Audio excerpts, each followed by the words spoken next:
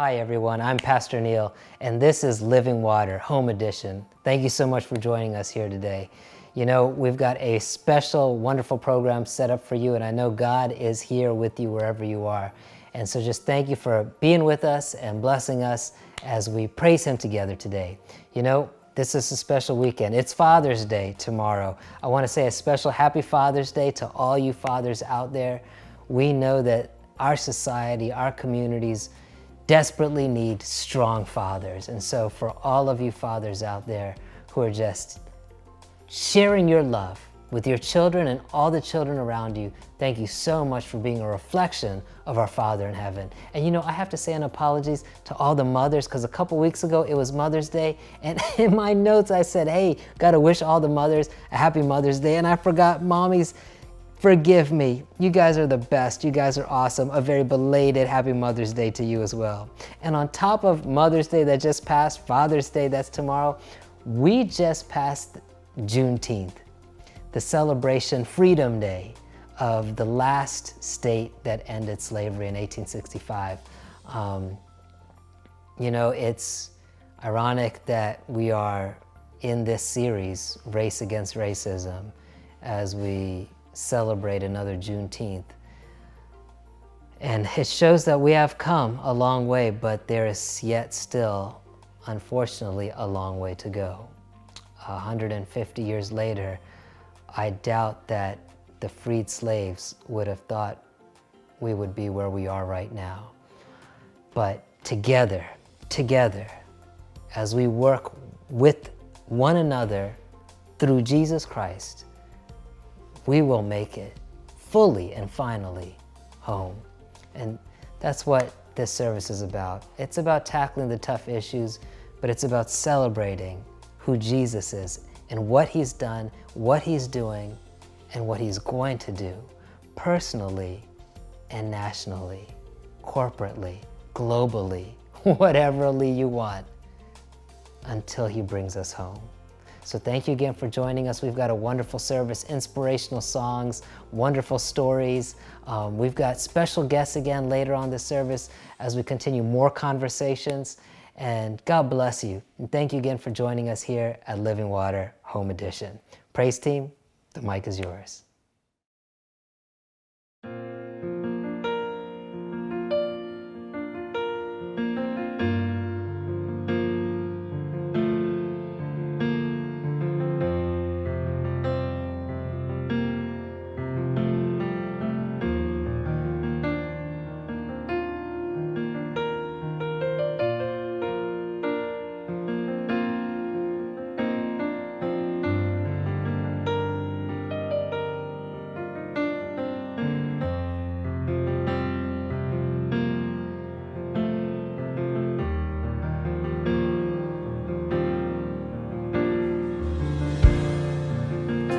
So hard to see it, took me so long to believe it, that you choose someone like me to carry your victory.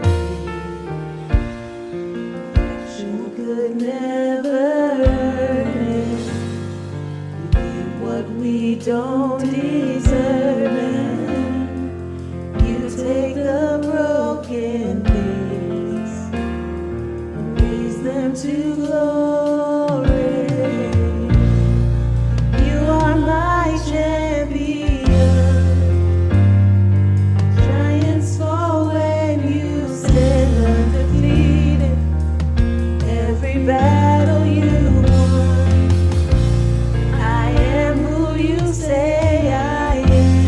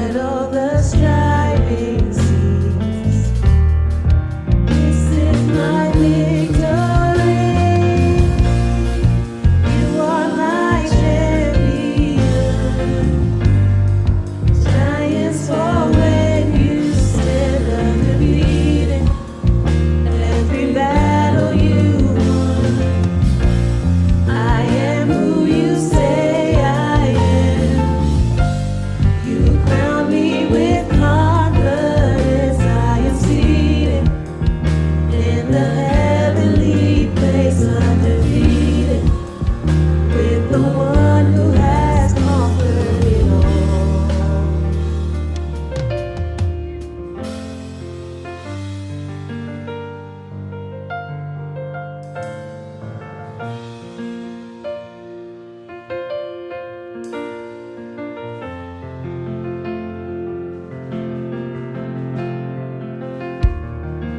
When I lift my voice and shout, every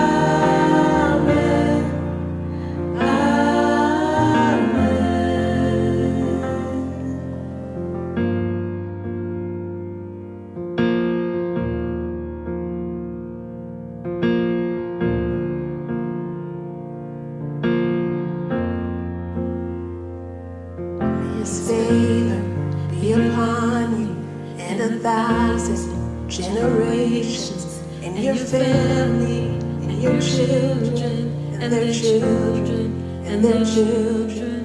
And His favor be upon you, and 1,000 generations, and your family, and their children, and their children, and their children. May His favor be upon you, and 1,000 generations, and your family, and your children, and their children, and their children. May His favor be upon you, and 1,000 generations, and your family, and your children, and their children, and their children.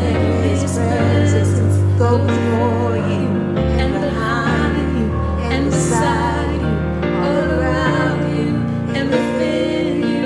He is with you, He is with you in the morning, in the evening, in your coming, and your going, in your weeping, and rejoicing. He is for you, He is for you, He is for you, He is for you, He is for you, He is for you, He is for you, He is for you, He is for you.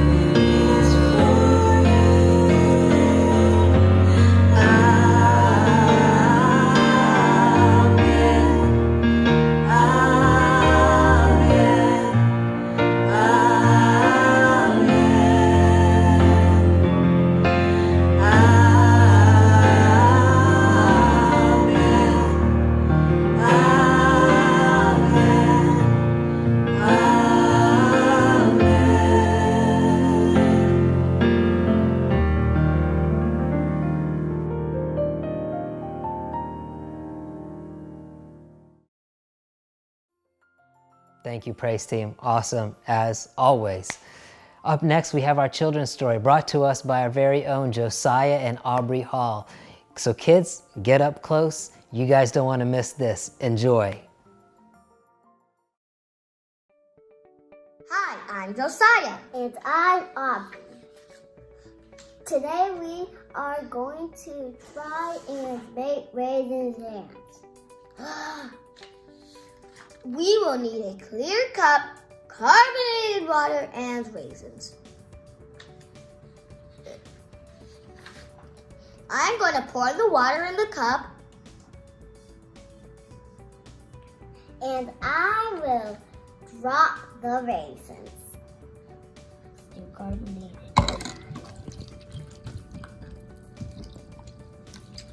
That's enough.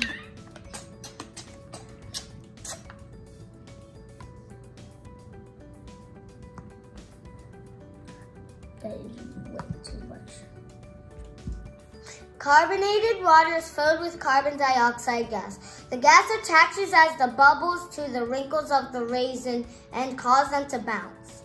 Look!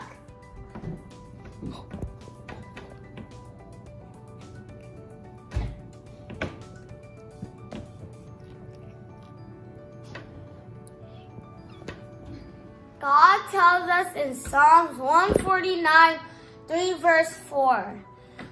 Let them praise His name with dancing and make music to Him with timbrel and harp. For the Lord takes delight in His people. He crowns the humble with victory. We can praise God in so many ways. We can sing, praise, dance, and serve Him. Amen. Aubrey, pray. Dear Jesus, thank you for this day. Thank you for everything you do. Thank you for letting us dance and be with you. Amen. Have a good day. Josiah, Aubrey, great job, guys. You guys always do such a wonderful work with children's story. Up next, we've got a spotlight on one of our growth groups. And did you know, hopefully you did, our growth groups just started last week. But if you haven't signed up, don't worry, it's not too late. And all our classes are still open. You're gonna be seeing a spotlight now from Lena Daniel, who's one of the leaders of our Adulting Navigating Relationships. So Lena, take it away. Hi everyone, my name is Lena and I'm one of the co-leaders for our growth group, Adulting Navigating Relationships. It's a great growth group if you're single, dating, or just want to be friends. We'll be going through the book by Michael Todd entitled Relationship Goals. And this is a great growth group that will learn and of course grow together. We are meeting every Tuesday night at 7 o'clock, so please go to our website, livingwatersda Church, and sign up today. Thanks, Lena. And now listen, guys, if you want to sign up for our Navigating Relationships growth group, just go to our website, livingwatersda.org, click on the growth groups link, and you can register right there. And there's a number of other groups, from Won't You Be My Neighbor, on the Art of Neighboring, led by yours truly, early teen class, Fruits of the Spirit. We've got a class on Guide to Financial Freedom, led by Justin Hall. And we have got a special new growth group that's actually starting next week, and it's called Embracing Oneness. And it's a growth group focused on tackling racism in society. This is a brand new group that we have just launched, is just starting up actually next week. And listen, even if you've signed up for another group, you don't want to miss this group. It's led by a video series by acclaimed author Tony Evans. We're going to be watching video devotions from him and leading out discussions from it, and you just don't want to miss it. Embracing Oneness. You're going to be hearing more about this class next week as well, and just really, I highly encourage you, all of us, Black, white, Indian, Asian, Hispanic, whatever, we can all learn so much from this. I've watched all the videos. I've been so inspired. You're going to be hearing me tackling some of these things and from some of these inspirations there. So why don't you get ahead of the game and join us, Embracing Oneness. Again, on our website, livingwatersda.org. Sign up today. Now, up next, I mentioned this last week. It's something new that we just kicked off, and in case you missed it, I just want to let you guys know we have launched a new 1-minute video daily devotional called Refresh. So maybe you just want something to kickstart your day in the morning. Go to either our Instagram, Facebook, or YouTube site, or even our website carries them now, and watch our 1-minute daily devotional called Refresh. Here's a sample coming up, and subscribe, sign up, enjoy, and be blessed. With the COVID-19 pandemic and the civil unrest that's gripped this world, many are calling 2020 the year to forget. But God looks at it a little differently. Isaiah chapter 61 verses 1 and 2 says, "The Spirit of the Lord God is upon me, because the Lord has anointed me to bind up the brokenhearted, to proclaim liberty to the captives and freedom to prisoners, to proclaim the favorable year of the Lord." The church has been anointed to heal the brokenhearted, to fight for liberty of the captives, and provide freedom to the oppressed. Let us as Christians rise up to meet the challenges of today in the grace of the Lord, so all will look back at 2020 not as a year of disaster, but as the favorable year of the Lord.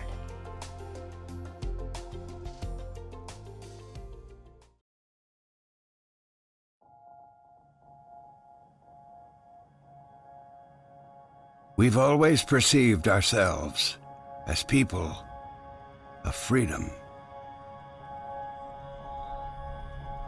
Freedom of equality, of human decency, of the right to live without fear. These freedoms have been given to us by many who sacrificed greatly. And somehow, we've believed that the war has been won, that we have arrived. But if we open our eyes, we can see that the dream has not yet been fully realized, that there are still battles to fight, still inequalities present, still souls suffering,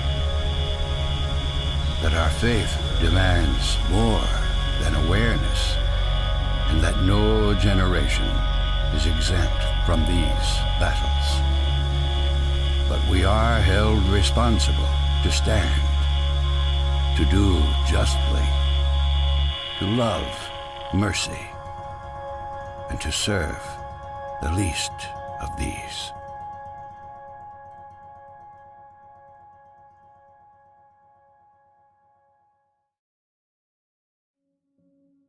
We're continuing our series, Race Against Racism, with the message entitled, More Conversations.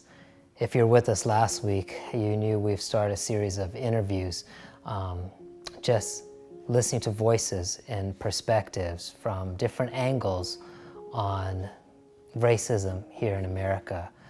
And we're continuing that today with a couple more interviews with a couple special guests. You know, I know even since the last broadcast, people have asked, don't we need more than just dialogue and conversations? Don't we need actions? Yes, without question. And I'm all for action. And we all need to get active. But what we're trying to do here is to make lasting, impactful actions.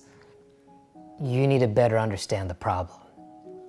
And in order to really understand the problem of racism in America, especially from the perspective of those of us who aren't Black, and even for those who are Black and have grown up in different communities in different parts of the country, sharing and empathizing with one another and the struggles of so many Americans here. If we can better empathize, we can take better actions. We don't want to just get caught up in a moment, do something quick, maybe something decisive, and then move on, only to find out later that what we've done is treat a symptom instead of healing the cause. And we didn't heal the cause because we didn't even understand what the cause was. We just looked at the symptoms. And with this being such a problem in our society for decades, centuries even now, this series, at least the start of this series, is to help me first, and many of you, to better understand and to walk in the shoes of those who are dealing with this daily struggle of oppression. And so we've got two special guests with us today. The first guest is a good friend of mine, Roland Blackman. I've known Roland for a number of years, young, successful Black lawyer, sharing his experiences about growing up in the South, coming through law school, and I know you're going to be blessed by that.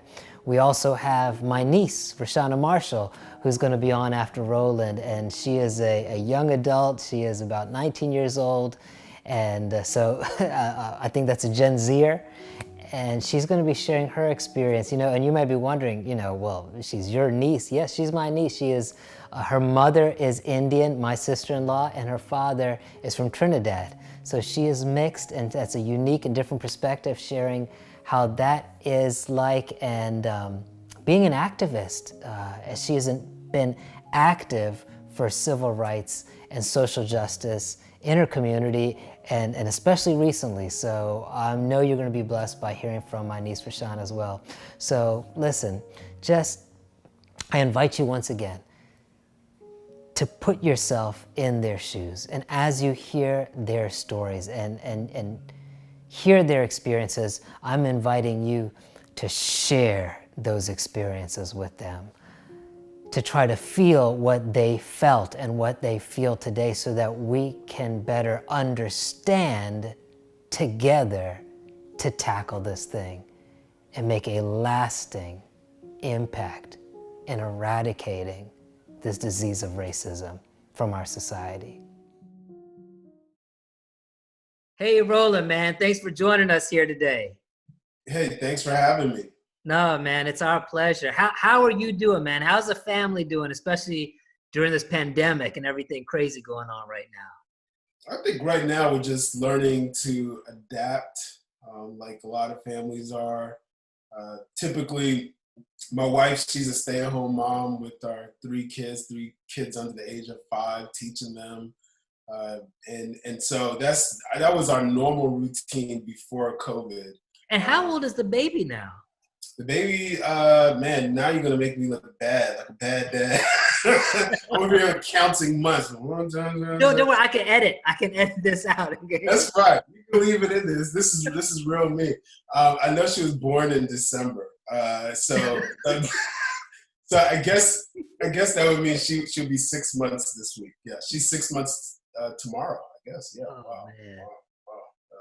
So time is flying. Newborn during a pandemic, man. I think a baby during a pandemic. I mean, and typically, like I think most of us have experienced being able to lean on family members, friends, like on a normal day when you need it in a pinch. But because of COVID, it's been a lot more isolation where you don't have that outlet, that ability to just call a family member, say, hey, can you watch our kids? Because you're concerned about the health of that parent, that aunt, as well as your children. So it's definitely required us to adapt and to figure out how to do a lot more things for ourselves. So not only do we have 3 small kids, but we shopped for a house during a pandemic, purchased a house during the pandemic. I mean, it's just of course, grocery shopping, that's for the birds, you know, so it's definitely a lot of adaptation over here. Well, listen, man, congratulations on the new home as well. Like, clearly nothing has stopped you from, building up your family, literally and physically and in every which way. So congratulations on all fronts, man. And so clearly you are busy these days because, it's not like work has stopped all of a sudden. That seems to be one constant thing that never ends, never changes, doesn't seem to care about pandemics or anything else in between. So thank you so much, man, for just taking the time out here, joining us here at Living Water this week. We've been doing these series of interviews during this series, Race Against Racism. And, people like you and our previous interviewees just sharing your personal experiences to help us to better empathize and better understand, kind of wipe away some of the ignorance that's been out here too long, within myself and many others. So I honestly, man, just really want to thank you for just opening up and sharing with us today. Let's just jump right in, man. I've known you for years now. I can't even remember how long. We've known each other through Seabrook Adventist Church for what feels like forever. When we first met, though, you were a lot taller. So that's how long. I know Tall Neil. Yeah, see? At least somebody does. At least somebody does. But did you grow up here in Maryland? Did you grow up here in PG County? Like, where did you grow up? Where did you go to school at? I tell people that I'm a creature of the world. The short answer is no. I did not grow up in Maryland. Did not. So there you go. Didn't grow up in PG. I was born in Massachusetts. I'm the definition of wrap it up. My parents were college students at Atlantic Union College, and it was a college baby. They then moved to Brooklyn. That's where they were based, in New York. And then from New York, they moved to Georgia. And so for most of my formative years, K through, or at least first grade through college, I spent all those years in Georgia. Went to Morehouse College. Definitely a product of the school system down there, and then came up to DC for law school. And that's kind of been my story. That was my introduction to DC. And then never left. And then here you are. Never left. Found the DC, found a Montgomery County product, Rhonda, and we hitched, and the rest is history. History, man. Recently, I've had many of my Black friends share with me stories of how they faced racism and inequalities in their schools during those formative years, including in areas one would have thought would have been more welcoming to Black Americans, let alone in areas that, are generally known to not be so. You've mentioned going through some similar challenges during your schooling years. Can you share with us some of what happened? Sure. And I mean, I guess as a little pretext, one of the most famous presidents from Morehouse College's Benjamin Elijah Mays, and he's revered in our school history. He was the president when Martin Luther King attended the institution. And one of the things that he wrote in the book was that at least two places that will continue to be hallmarks or reserves of segregation and racism would be churches and schools. And said this like back in the 60s that those are two places where we still continue to be bastions of racism. Whoa, now that is such a powerful quote. So racism is going to continue be most prevalent in our schools and our churches. Yeah. Can you unpack that a bit more for us? Sure. And again, you just have to think that he made this statement over 50, 60 years ago.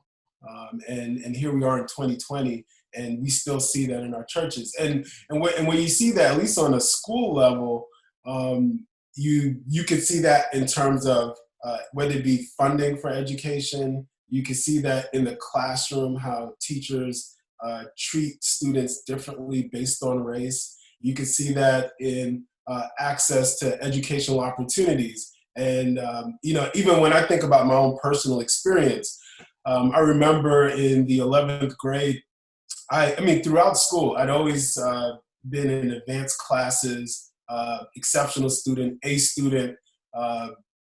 School came easy for me. It was really easy for me. And I remember in the 11th grade, I was in advanced English class. I was a top performer, probably had like a 95 grade average or something like that in the class. And towards the end of the school year, I asked the teacher if she could recommend me, because this was part of the process, if she could recommend me to take AP English, Advanced Placement English, for my senior year, or at least to get into a joint enrollment, which was basically you would go to a college, to a community college, to take your English class. So it's kind of the same thing as AP, you just get college credit immediately. And so I asked if she could recommend me for that program. And her response to me, I guess 16, 17-year-old Roland, was, I didn't think you wanted to go to college. You didn't really seem like the college type.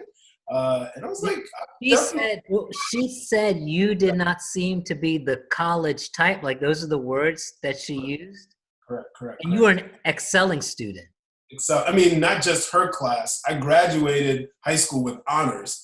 But that was her response to me, that she just didn't see that in me. And I told her that I was planning to go to Morehouse College, and she was like, man, that, maybe that just seems a bit beyond. I thought you would be more interested in, maybe you should think about a trade or something like that. And I'm not knocking people who have trades, who are tradesmen. The rest of my family, a lot of tradesmen, my grandfather, my father. So it's not a knock against it, but it's just the fact that that's what she didn't see college in me, as though that was beyond my intellectual ability. And it drove me. But unfortunately, I never got into AP English. She just didn't recommend me. I was able to take AP in other classes, but not English. And when you look at that through my example, someone can say, well, Roland, that's just you. Is that truly systemic racism? Is that evidence of racism in schools? Or maybe you just had a bad teacher. I remember maybe about 3 years ago, a buddy of mine's from that same high school. He was maybe a year behind me or 2 years behind me, and he posted a story on Facebook sharing when he got his PhD in education. And in his story, he said, man, I'm so excited to get this PhD. Even though there were doubters like my junior year English teacher who said that I couldn't make it, I couldn't go to college. And that's when and so he and I spoke, and although we had never spoken about that before, it was astonishing to think that two Black kids who were in the same class with a liberal, quote unquote, white teacher, that we'd experienced that same degree of, we didn't expect that out of you. And not only did we not expect, but we weren't given the opportunity to take those advanced classes. And I'm here to tell you, Neil, that it's not just us. You could go school to school, district to district, and you will see stories similar to that, where people who excelled throughout their school, that because of the color of their skin, that someone has that bias where they think you're not good enough, you're not capable enough, and they doubt your ability to win, the ability to succeed. And that's probably what makes me the most sad, is even though I thrived and my friend also thrived, how many people, when they heard that, maybe they felt as though they couldn't do it, and they accepted that negativity. Yeah, I think you're right. I think the sad reality is that, number one, it's systemic. There's a clear pattern. But number two, you guys push through it and you use it as fuel for your fire. But I think the sad reality is most people allow those kind of situations to weigh them down and to hold them back. You share the story too, it wasn't something that was just like, school teachers or school administrators, but how you faced racism with your own peers in school. And honestly, I think one of the biggest problems that we have right now is just people not even recognizing the inherent racism, within ourselves.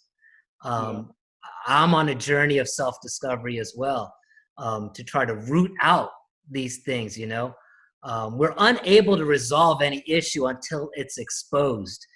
Yeah. And you mentioned earlier to me, during senior week, which is a time of, celebrating your accomplishments, right? You had an unexpected experience with someone that you considered a friend of all people.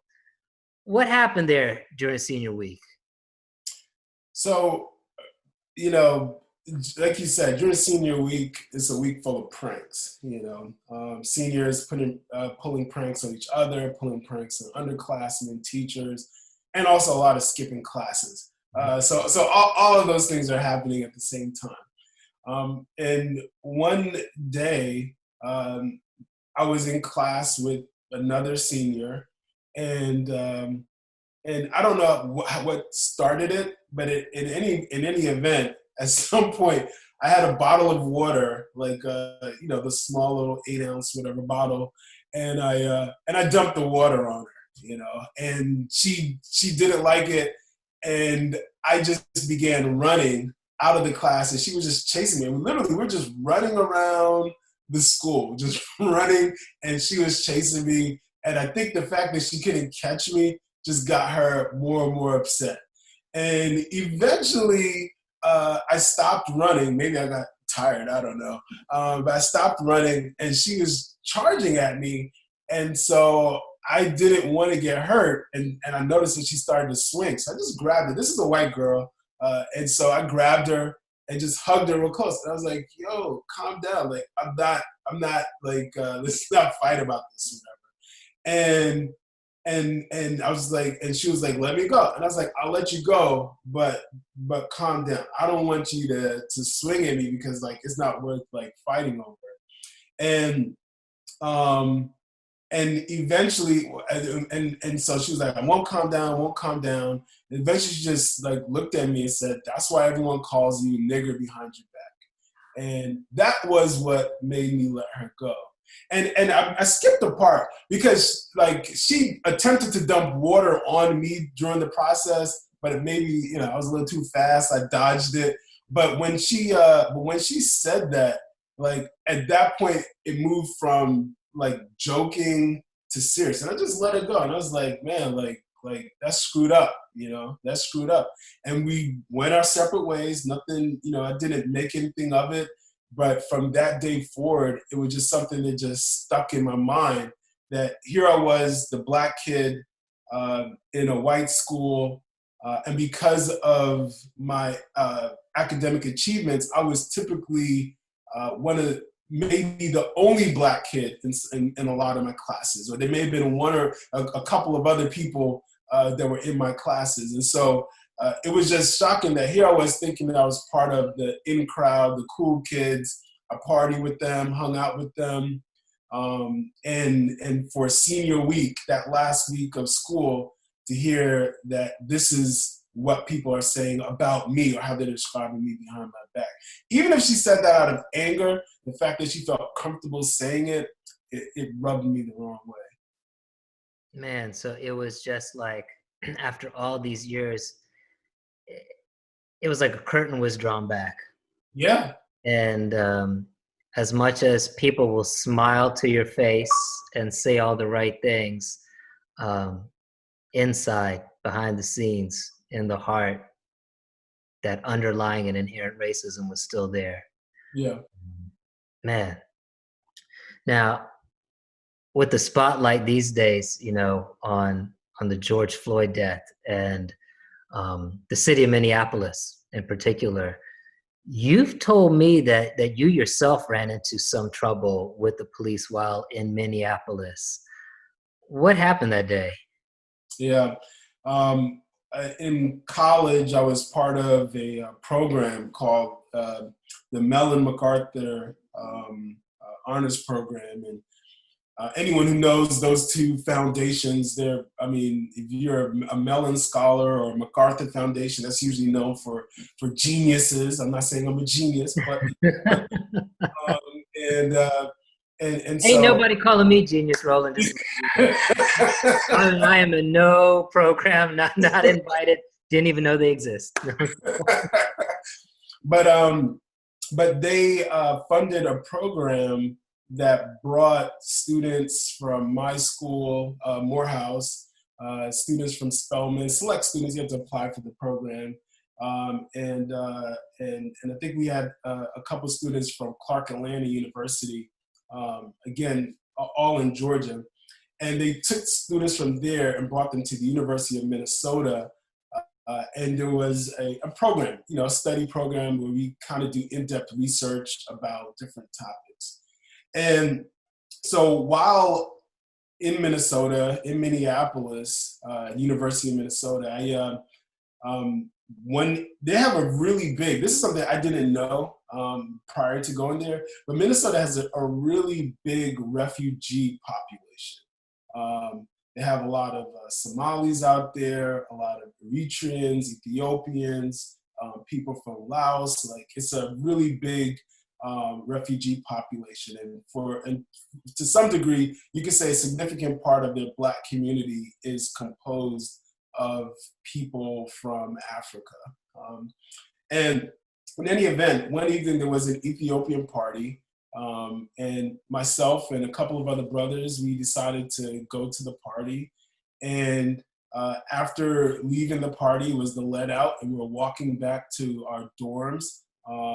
This is all walkable distance. We were walking back to the dorms, and there was something that happened, maybe blocks away from where we were, and the police decided that they were going to, I guess they wanted to shut the party district down. I guess essentially that's what they wanted to do. In any event, we were walking back to our dorms, which was away from where the incident took place. And the police, as they were moving up the street, there were officers on horses, officers on bicycles, and officers like on foot. And all to break up a party? They were breaking up stuff. I don't know what was happening. Honestly, I don't know what was happening further down, but whatever happened, it was blocks away from where we were. Uh-huh. But this is predominantly like Ethiopian Black club area, right? Uh-huh. So mostly Black people that are spilling out of the clubs because this is the let out time. So everyone's coming out of the club the same time. And they got And cops so, on horses, bikes, vehicles, and they're like, it's, yeah, yeah. And so eventually, as we're walking away, all of a sudden this horse comes like right behind us, and just like, and the officers are cussing, they're yelling like, get out of the way, get out of the way, and they're just using the horses to like forcibly clear the area. I mean, again, I in Georgia at Morehouse, like we went to a lot of parties out there. I've never seen a clear out with the horse. Like it was just foreign to me. But in any event, they were using horses, and at a certain point, like the horse was like, I was literally fearful the horse was gonna like hurt me because it's like right up against my shoulder, against my head. And so at a certain point, I, told the officer, I said, like, I just looked back and said, hey, we're moving in the direction that you want us to go. There's no need for you to like ride your horse on my back. There's no need for that. And in response to that, another officer on a bicycle literally just rode by on his bicycle, turned around and pepper sprayed me and my friends in our eyes. And at this time, it's kind of like now, I don't know if you've ever been pepper sprayed, but it's so shocking that it kind of throws you off a little bit. So now you're reacting to the pepper spray. So you're stopped. You're like, ah. And then in response to that, the horse just kind of really just rams into us. And it's just like what is happening? And I saw a group of officers on the side, and I approached them and I said, hey, I want to know the badge numbers for the officers that, that assaulted me while we're leaving the club. And in response, they were like, they just ignored. And then finally someone says, I'm the officer that did it. Here's my badge number. And I took my phone out. It was a flip phone. Took my phone out and I started punching his badge number in. And another officer bumped me and it caused the phone to drop.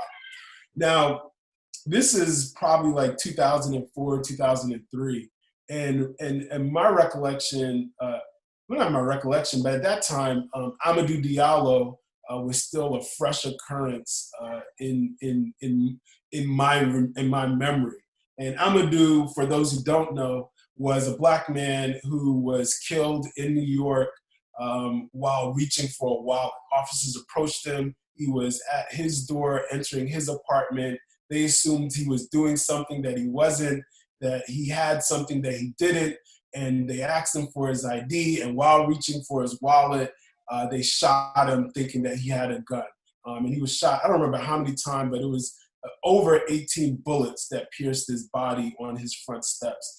And so when my phone dropped in Minneapolis, when the officer bumped me, I immediately thought about me reaching down to pick up my phone could then turn into them thinking something else. And I just remember just saying, I'm picking up a wallet. That's it. I'm just going down to pick up my wallet. And I picked it up. I mean, not my wallet, but my phone. And I picked it up. And I just said, I tried to file a police report else at the station. They were unhelpful. And not to ramble, but later that week, it's just so interesting that this week is Juneteenth is this week. And later that week, I went to a Juneteenth celebration, and that was my first time ever going there. And what I learned was that at that point in time, Minneapolis, the city of Minneapolis, their police department was well known in the community for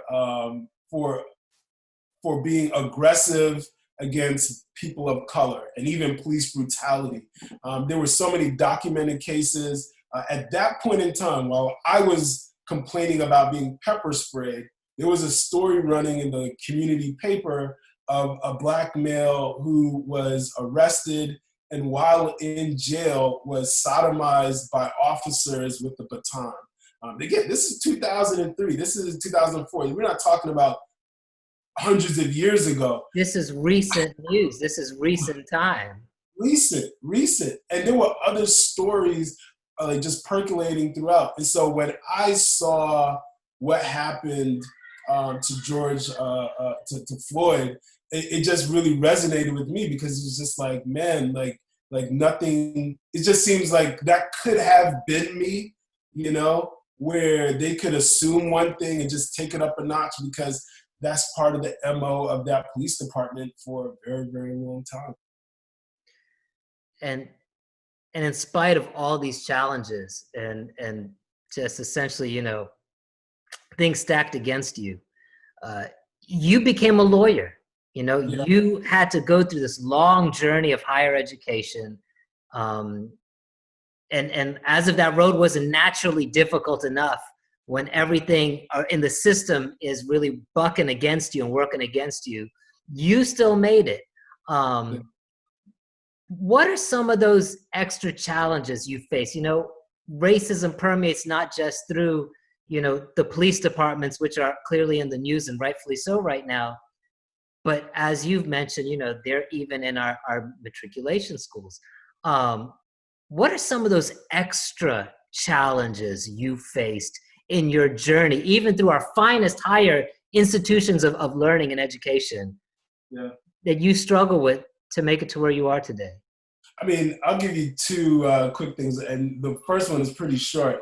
I remember maybe after my first year of law school, I went to a forum just for young Black, I guess it was for young Black attorneys, but young Black law students. And in the forum, there was a judge there, and one of the purposes of the discussion was teaching young Black students, law students, that hey, even though you're about to enter into a new fraternal group, of a professional group, just want to remind you that you're still Black, and want to give us driving etiquettes about how to place our hands on the steering wheels, how to provide our license, and if we're ever stopped by a cop. Wait, Roland. This is a forum for Black law students, and they're teaching you. Number one, they're reminding you that you're Black. Yeah. And number two, they're giving you pointers not on the finer points of the law. Nothing about law. It's about putting your hands on the wheel and up. Because there's that natural tension where, like, after you know something, you want to exercise what you know, and so you're inclined to say, "Hey, this is not a lawful stop. This is," and the judge wanted to let us know, "Hey, argue about that in court. Don't argue about that on the side of the road." And it's striking because I know when I was younger, and I've been in cars where the driver was white, and I've seen the white driver yell at the police officer, not turn the music down. These are just things that I just naturally do. Like, you get pulled over, you turn the radio down, put your hands up, get everything ready to go, your license, registration, so you don't have to make any sudden movements. And I've seen white drivers where, like, they don't even think about doing those things. And they don't think about being respectful to the officer in the moment. They challenge him on the spot. But here we were as attorneys in training, and that was part of our training. So that's the first thing that I think about. The other thing is, as a professional attorney, one of the things that separates good attorneys from great attorneys is writing, the ability to write. I'll tell anyone that if you're interested in being a lawyer, you need to make sure that you're writing, that you take as much writing opportunities as possible, because that is really what separates the wheat from the chaff. And in my experience, and also from public data, Black attorneys are routinely rated or graded harder on their writing than white attorneys. The American Bar Journal and Above the Law, they published a study. Those are two resources that attorneys use, but they published a study where I think it was about 60 partners from major law firms were given they were given one essay, a memo, and that one group was told that the memo was written by a Black attorney, and the other group was told that the memo was written by a white attorney. Both memos were written with a certain number of mistakes, I think maybe like 22 typos.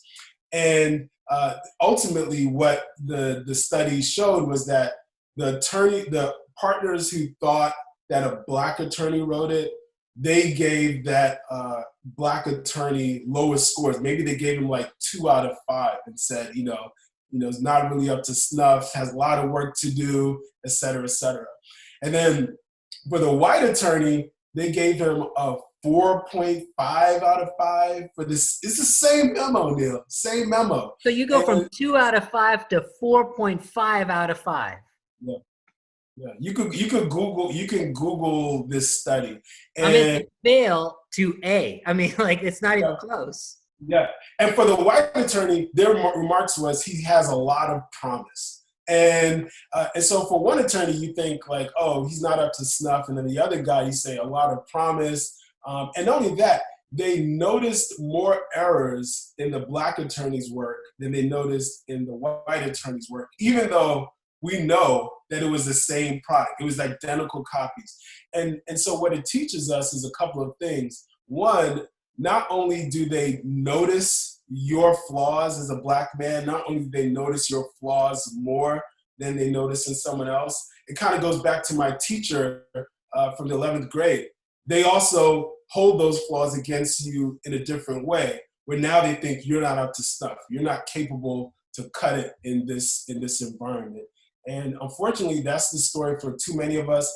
I've experienced that story personally, where I've written a memo and received negative feedback, and then I've had a colleague ask me to write a memo for her, and she passed it as though it was hers, and she received like, this is the greatest memo ever.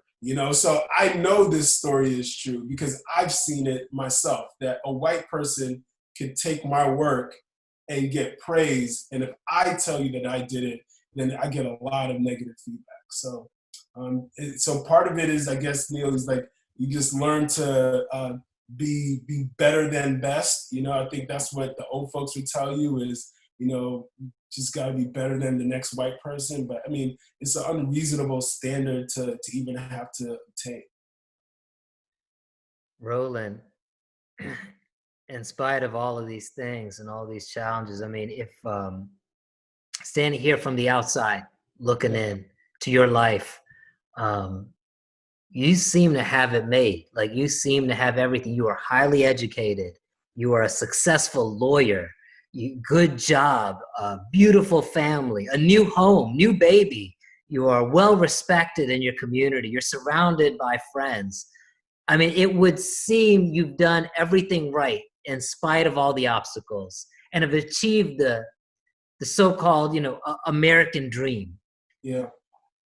As a successful young black man, when you walk the streets, when you are just out and about, do you actually feel like you're living the American dream? No, I mean, because when I think of American dream, I think of, a part of that, the word that comes to mind is freedom. And so the freedom to just be you. I mean, in terms of financial things, like, sure, I've purchased things. I have a decent income, but I also know that for the first 3 years of my legal career, I was hired with a cohort of other white attorneys, and I was the lowest paid of the entire cohort. So even with financial, with money, with blessings, it doesn't mean that I get paid the same wages. It doesn't mean that I live in the same communities. It doesn't mean that I'm afforded the same privileges. So when I think of the American dream, I think of that freedom to just be who I am without my race being, whether it be intentional or unintentional, my race being held against me in my pursuit of freedom.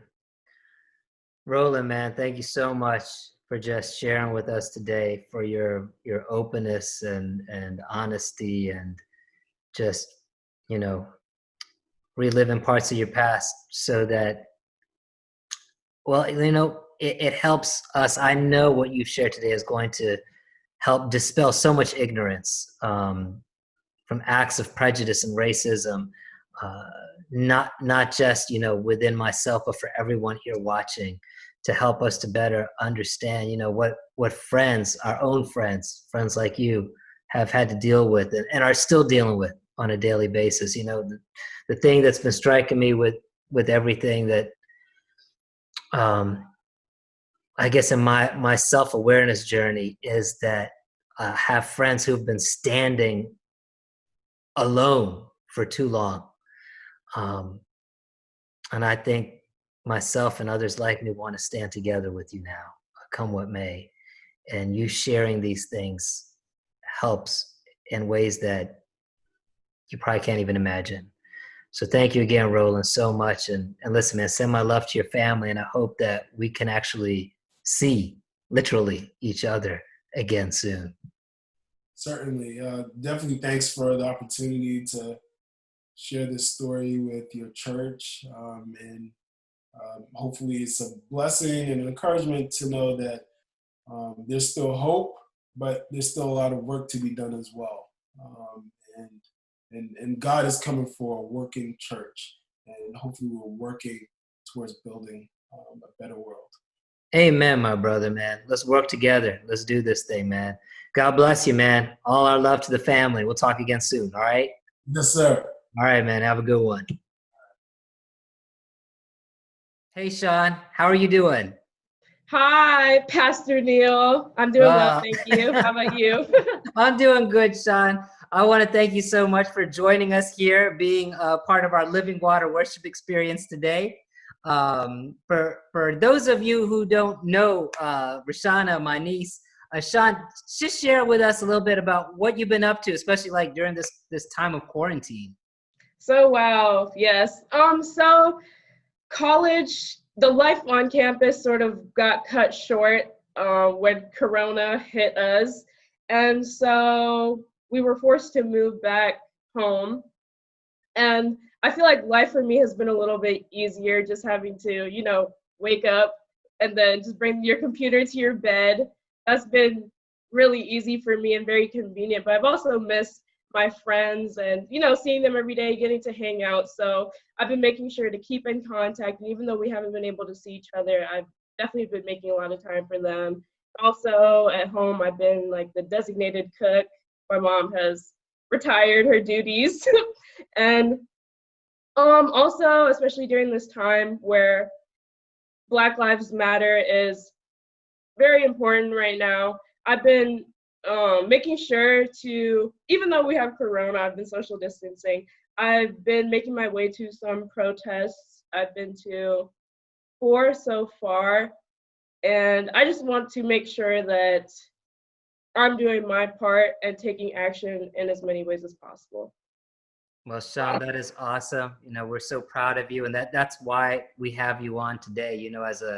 As a young adult who's part Indian and part Black, and just being a part of what's going on out there right now, and even before now.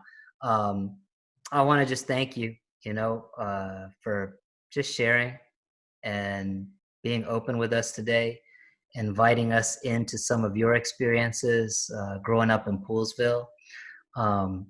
And let's start there. You moved to Poolesville when you were very young. In fact, you lived there for most of your life. How old were you when you moved to Poolesville, and how old were you when you actually left? So I was 7 years old when I moved to Poolesville, and once my parents got separated, I was about 15 years old. But I still continued to go to Poolesville High School just because my dad had lived there, and Poolesville is known as the #1 high school in Maryland. And so I started first year there, and I ended 12th grade there. Right. So pretty much for all your formative years, since early elementary and all through high school, you grew up in this small town, Poolesville. Right. And like you said, it was ranked the best high school in the whole state of Maryland. But we're here talking about your experience growing up in this town, this predominantly white town, historically predominantly white town. You've mentioned, and I remember, just just, with you growing up, you've mentioned facing challenges and disappointments, growing up there, even with some of, your young neighbors and friends. How so? So I would say, so when we first moved to Poolsville, when I went to school, there was a neighbor that was in the same grade as me, and she was my friend at first, but that soon ended. After a week, she started to bully me, call me names, and one of the first things I remember her saying was, "I can't be your friend because of the color of your skin." And just as a very young kid, for the most part, we all are innocent and not taught any type of hate. Like, we don't see any color. So this was just a shock to me. And I ended up telling my parents, and the counselors had dealt with it. Thankfully, they were able to address it. But that was when my eyes were opened that, not everybody is as loving, and not everybody is taught the same way that I was taught.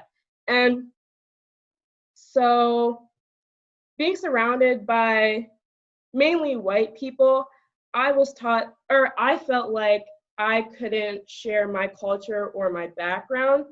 So my thought process was that, I have to act white. Nobody cares to ask about my culture. Nobody cares to ask about where my parents are from, stuff like that. So I just thought that I should just blend in and act like how everybody else was acting.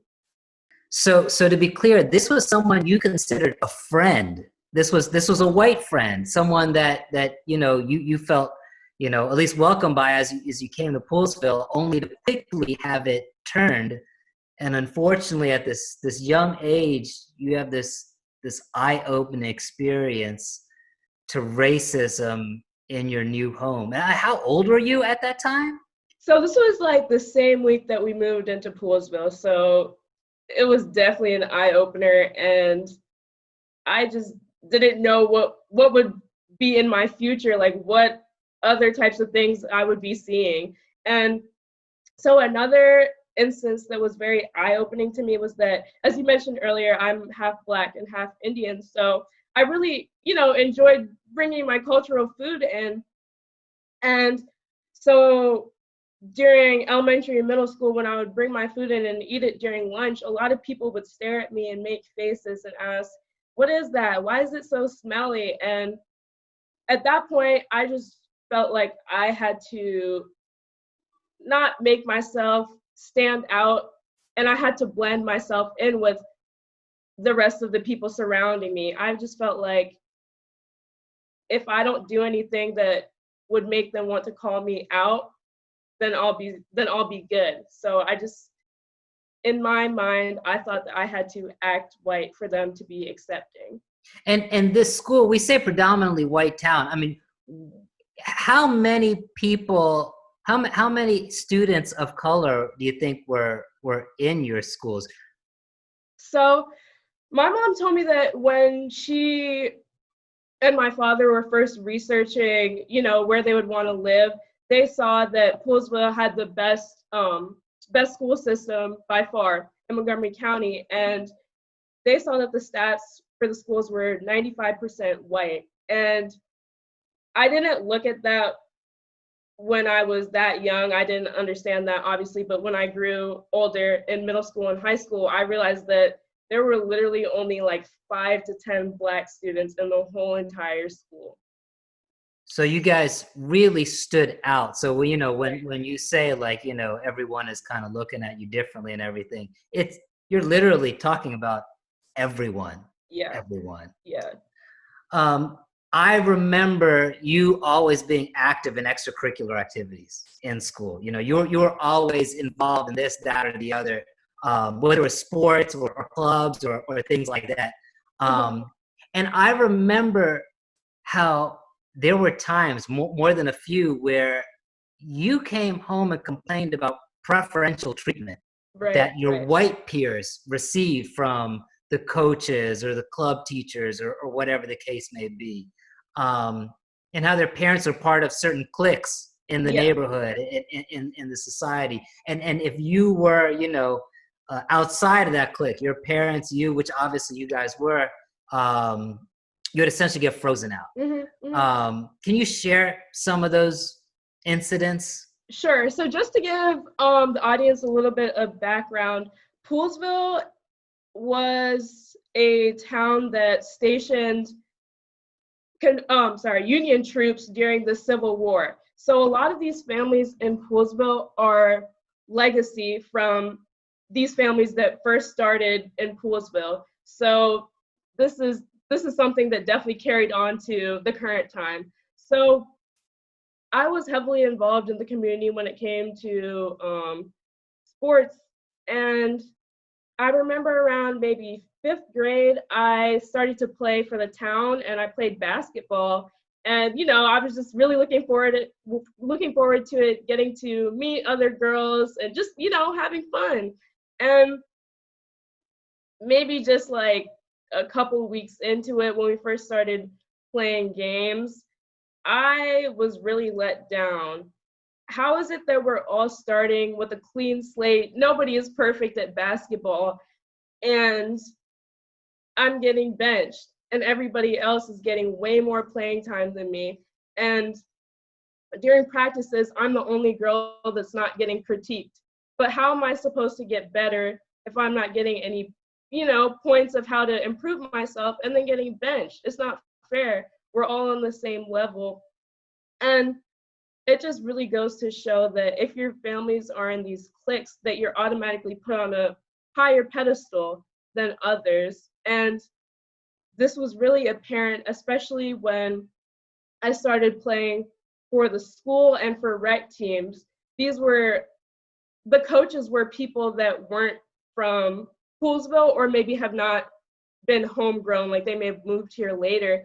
And the coaches were able to see my potential. They were able to, tell me on ways to improve, or even I was starters for most of the teams I played for, except this one town team. So it just really showed that no matter what you do, some people will block that out and choose who they want to be put ahead. You, while you were in high school, you became the president of the Black Student Union. What inspired you to take on that role, take on that challenge or responsibility? And what did you learn during that time in office as you served? Well, so I definitely have to say my time at Poolesville was very different than elementary school and middle school, because our high school was a magnet school. So this means that we accepted people from all over Montgomery County. You had to test into the school for, the certain rigorous programs. So there were a lot of Asian and Indian people who ended up joining our school. So this was very different to me, because being half Indian, I was so excited to see people that are of my culture and that could relate. I was just very overjoyed. And I really do have to thank God for presenting me with these opportunities, because I definitely had to work 10 times harder than my other peers to be recognized. I felt like the Black community of Poolesville, we were very underrepresented. I didn't see anybody speaking up for me, so I felt like I had to step into that position and make my voice and other Black youth, I had to make sure that we were heard. So Sean, what you're saying is, just during your time in school, you felt underrepresented there, the Black students, or even not represented at all, and kind of your experience over there. So is that what led you to get involved with the Black Student Union? Yeah, exactly. So my friend that was a year older than me, she was the president of the club at this time. She was actually the founder of this club at our school. And before she left, she decided to pass it down to me. And I think the main reason that motivated me to continue this club was because I had the firsthand knowledge of what happened in this town and what happened in this school to the marginalized community. And I knew that it was really important that we had a safe space to get together and talk about the same experiences that we had issued, and talked about, the common stuff that we had to face. And when we talked about it, it needed to be a place where we weren't going to be judged by what was happening. I think that a lot of the stuff in Poolesville, the town and the school that I have seen have been slipped under the rug, and the administration or the town had even tried to cover it up. And this is stuff that we have to face every single day, and you can't expect us to be silent about some of these stuff. So it was pretty frequent for people that weren't of the Black community, especially white people or even Indian people, to say the N-word, like even just yell it out in the hallway like nobody's listening.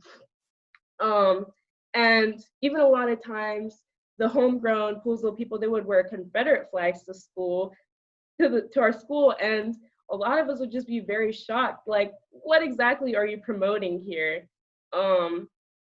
So I think it's important that we stand up for ourselves and we be recognized, because my thought was that I don't want people that are younger than me, when they come to the school, to have to face some of the same stuff that I did. So Sean, just about a week ago, you helped lead and organize a protest march back in your hometown of Poolesville. Why did you take that on? What led you to lead this event? And how was it received? Was there any backlash from the community?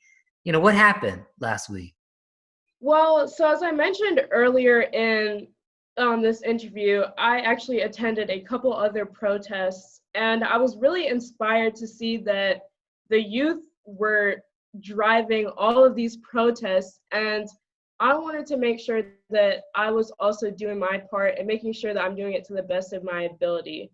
So I know that my town of Poolesville has a lot of deep-rooted racism that definitely needed to be addressed. And one of the things that Poolesville is known for is that in 1956 was the town's first protest, and this protest was actually anti-integration. So they didn't want any mixing with white people. It was only supposed to be a white people community and nobody else there.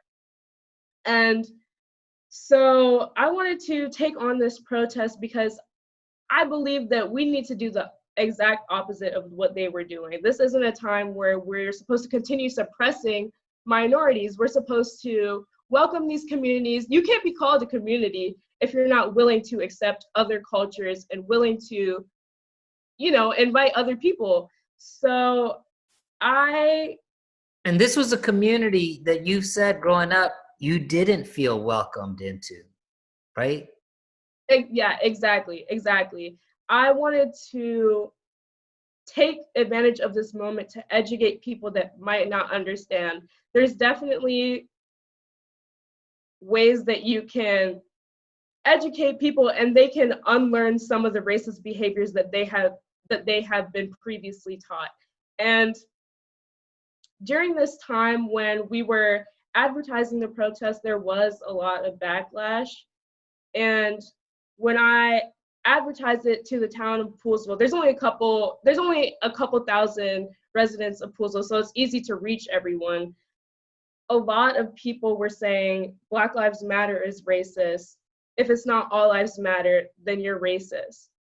And that's not the message that we're trying to get across.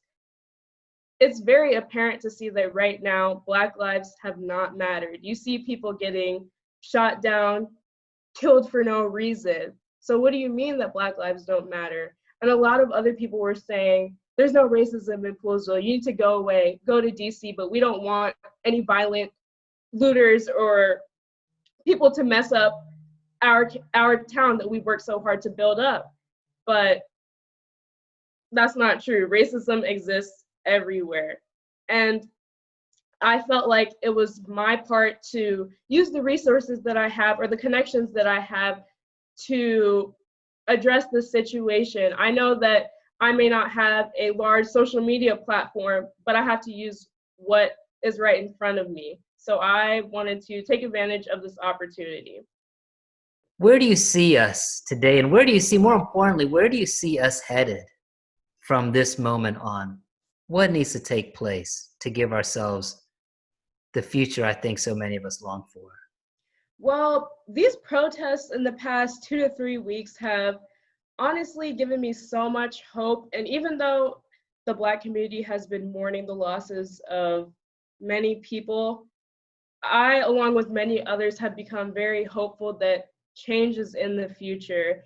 These protesters have been demanding so much from the government, even the police system, and it's somewhat putting fear into them when millions and millions of people are gathering together to demand the same thing and letting them know that systematic racism and systematic oppression is real. I think that they're starting to unfold and realize that they need to take action. And I think it's important, just as, citizens, especially people that aren't Black, it's not Black people's obligation to educate you. You need to take it upon yourself to educate yourself, educate your kids, because they're going to take your example. So you need to make sure that, you're doing your history, you're reading your books, and making sure that you can be an ally for Black people that actually need you. Union is what we need right now, and this country cannot go through any more division. And we saw some of that unity even at your recent march, right? Where in spite of the backlash, in spite of, some of the opposition, there were hundreds of people, look like, that turned out of all races, creeds, and colors, and a large number of white Caucasian residents who came out to support you. Am I right? Right. Signs of hope and signs of change. Right. So when planning this protest, I was just super overwhelmed by all the backlash that I was receiving, that I didn't even know if people would show up. But when we got to the protest, I was almost in tears. Hundreds of people were showing up from this community to support the youth that put this program together. It was just super inspiring. And I couldn't even be mad that racism has been a huge part of this country, but the fact that people are willing to step out of their normal lives and whatever they may be doing, they put that all aside to open themselves up to be educated. They're willing to learn more, learn about the experiences, because some people, when racism doesn't directly affect them, they just don't know that it's even out there. So I'm so grateful for that opportunity to share what exactly was on my heart. And after the protest, so many people were just thanking me and showing their gratitude that we put something out like that for them. So yeah. But that's wonderful, Sean. I want to thank you again for just being with us here today, for being so open and so honest, talking about some painful points in your past. We couldn't be more proud of you. We're so, so proud of the woman you have grown to become and all that you're doing, fighting for the cause of Christ and tackling the social injustices of our society today. So thank you so much, Sean. Just keep up the wonderful work, and I'm sure I'll see you soon. Thank you so much, everyone, for taking the time to hear my story, and I hope that inspires you all. And thank you. Thanks, Sean. Talk to you soon. Bye. Okay, bye.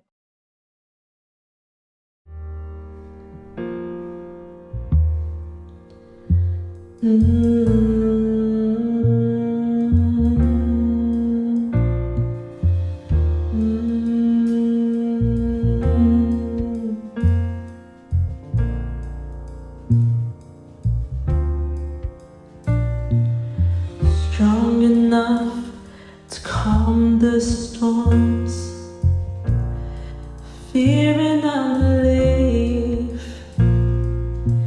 fierce enough to break the cords of death that clung to me. 'Cause I have come to know a love whose powers overcome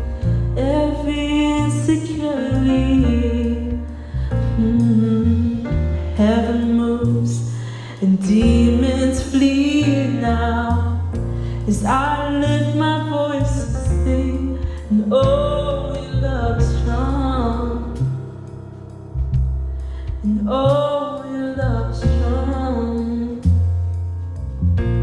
and oh, your love is strong, yeah, and oh, your love is strong, yeah, close enough to hold me near. Fear is crumbling, safe enough to be my home when my world is crumbling. 'Cause I have come to know a love stronger than the grave, that in my darkest hour raised me up from dead to life now, in resurrection power. Oh, your love is strong,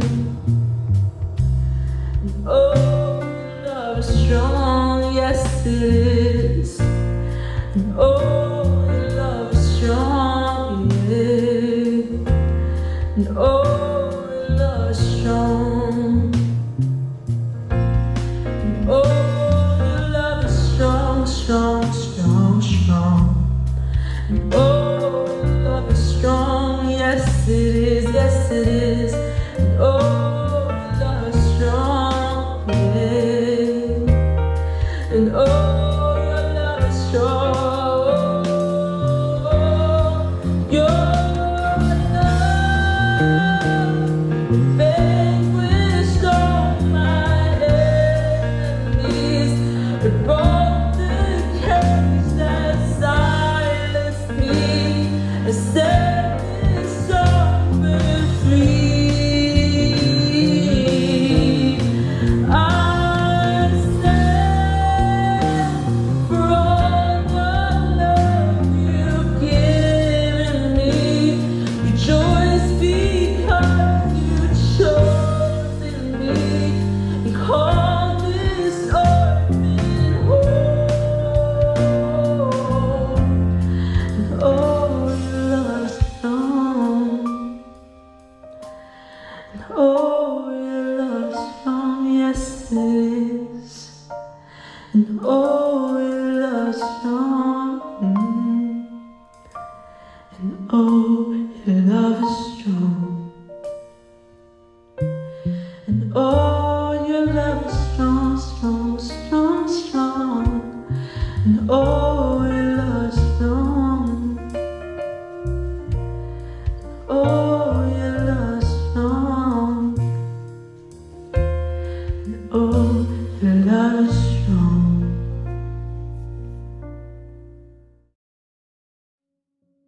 I want to say a special thanks again to my guests, Rashana and Roland. Thank you guys so much for joining us today, for sharing your experiences, for inviting us into your journey to help us better understand and share and be better for it. Thank you guys so very much. I want to close today's service with a poem I recently read by a young black female poet, Morgan Harper Nichols. And the poet was called Empathy. Empathy. And it says this: let me hold the door for you. I may have never walked in your shoes, but I can see your soles are worn. Your strength is torn under the weight of a story I have never lived before. Let me hold the door for you. After all you've lived through, it's the least I can do. I'm inviting all of you today to be a doorkeeper. Let us hold the doors open. I understand we can't walk in the shoes, but it doesn't mean that we can't see the worn soles. we can see the strength that has been torn and a weight of a life of oppression that has weighed them down. Let us hold the door open today. It's the least that we can do. Let us hold that one true door, the door that leads to true freedom, the door, the way, the truth, and the life, Jesus Christ. Let us not just hold that door open, but let us together as brothers and sisters walk through that door together today. Father, help us to be better doorkeepers today. Help us to hold that door open and walk through it together in love with you. Let us carry the weak. Let us lift up the weary. Let us allow Jesus to bring us home. In Jesus' name I pray. Amen.